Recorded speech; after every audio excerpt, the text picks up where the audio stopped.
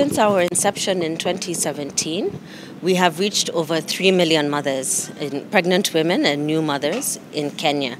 And just last year in Kenya, we managed to enroll over 600,000 mothers. Okay, first of all, tell us your name and why are you attending the Devolution Conference 2025? Cynthia Kahumbura, Co-Executive Director at Jacaranda Health. This year's theme is on leveraging technology for UHC. And how are we doing that? As Jacaranda, we're leveraging our technology and innovations to ensure mothers are reaching care at the right time and right place. And this is being done through our two-way AI-enabled SMS platform, Prompts. We have been working very closely with county governments, COG, and National Ministry of Health to ensure that all mothers are being reached within Kenya and are being able to access this service.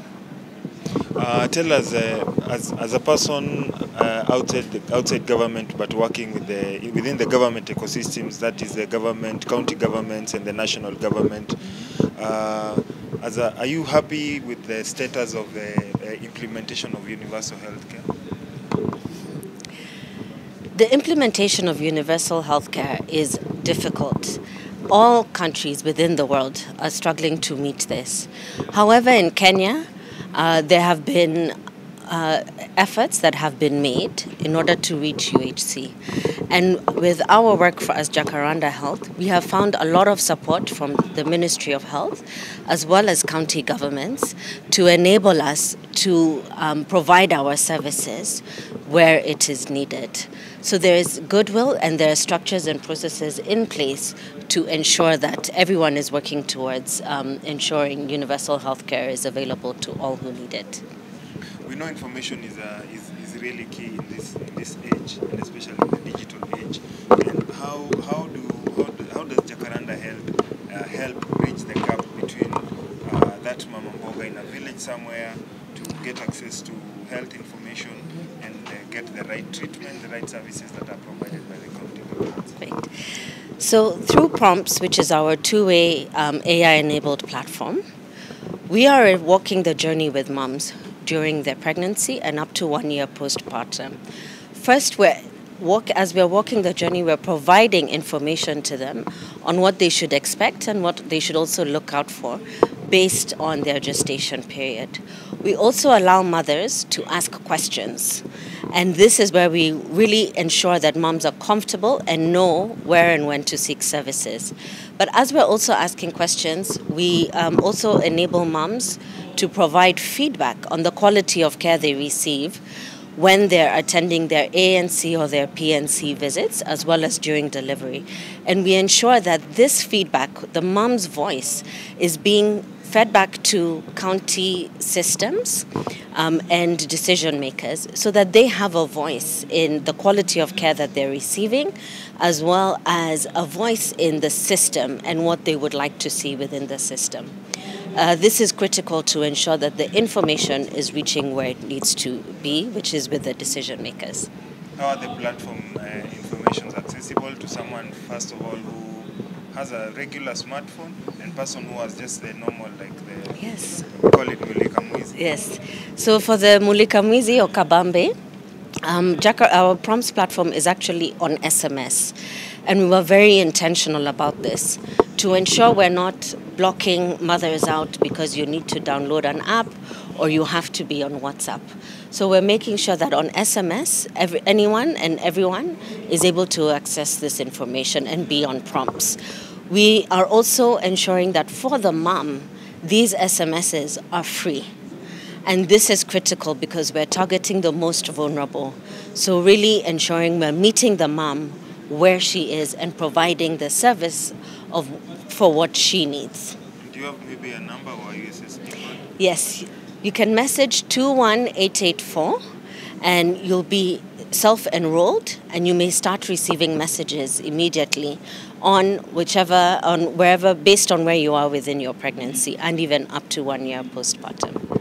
How about on smartphone? Do you have any apps, social media platforms, or We are not on well, as I mentioned, we're on SMS. So any phone can access this information via SMS.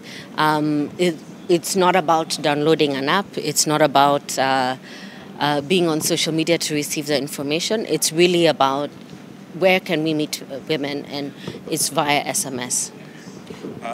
Okay, just finally, can you break it down for us how a real life situation of a mother, say in Homa Bay County, Yes. who needs that kind of information, what information can they get there? Is it about appointments? Is it about where services are offered? Or like real life situation? So when a mom joins prompts, first we'll need to know where she is within her pregnancy or even 1 year postpartum. Immediately she starts receiving at least information on how to care for herself and for her baby. And when it comes to where to receive services, we usually advise mothers to go to their nearest facility. And based on our government facilities, they will be able to refer the mom to the facility that has the right resources or the right infrastructure in order to support the mom based on what she needs. So it's really about ensuring the mom is getting to the facility at the right time to begin with, and then the referral system is able to identify where she needs to go.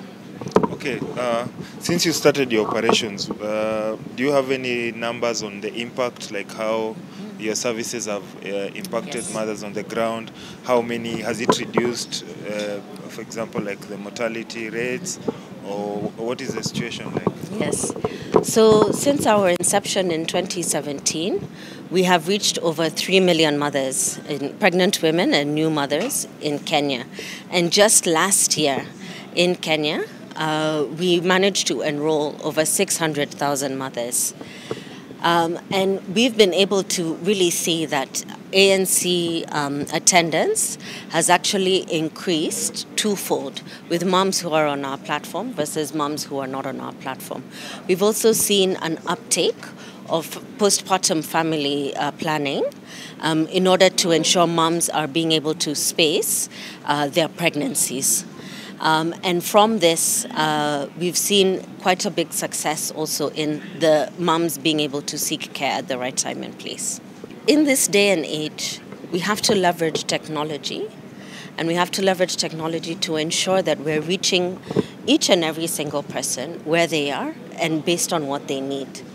But we need to be clear that as we're leveraging technology, we're building it for the people, not for what we want.